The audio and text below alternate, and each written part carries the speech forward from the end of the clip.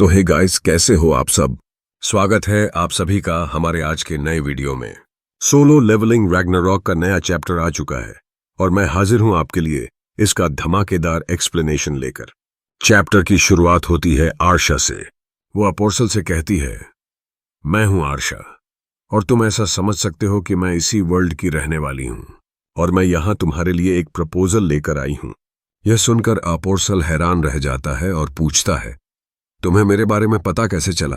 आर्शा जवाब देती है, यह बस एक कोइंसिडेंस था। मैं स्टारडस्ट के ओरिजिन को इन्वेस्टिगेट कर रही थी। उसी वजह से मैं डिस्ट्रीब्यूटर लिमिटसन के पास गई और इसी प्रोसेस में मुझे ओफ्रारिम के बारे में पता चल गया।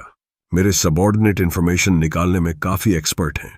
हम देखते हैं कि अपोर्सल के चारों तरफ बहुत सी मक्खियां मंडरा रही हैं और अगले ही पल अपोर्सल का एक सबऑर्डिनेट उन मक्खियों को काटकर आर्शा पर हमला कर देता है।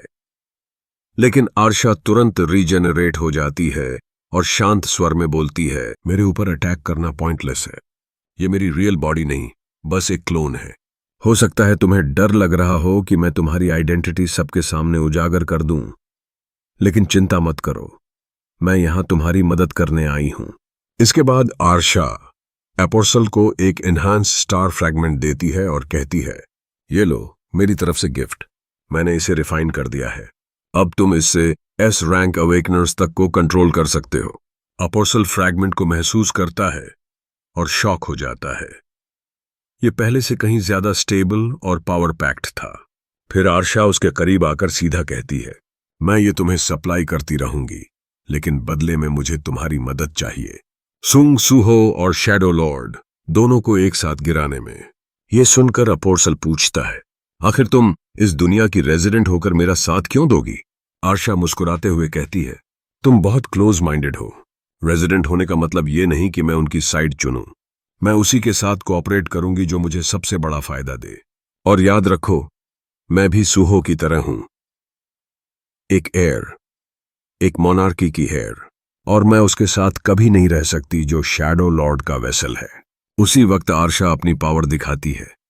पीछे पड़ा हुआ वही मॉन्स्टर फिर से जिंदा हो जाता है। अपोर्सल शॉक में, ये तो खत्म हो चुका था।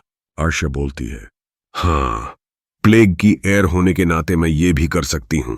और एक पल में वो मॉन्स्टर फिर से खत्म भी कर देती है। वो अपोर्सल को आखिरी बार ऑफर देती है, सोच लो, अगर हम साथ रहें तो दोनों का फायदा है। सीन बदलता है। आर्शा बाहर निकलती है जहां पिया और एक छोटी बच्ची उसका इंतजार कर रहे होते हैं। बच्ची पूछती है, कैसा रहा नेगोशिएशन? आर्शा जवाब देती है, उसने हां कह दी।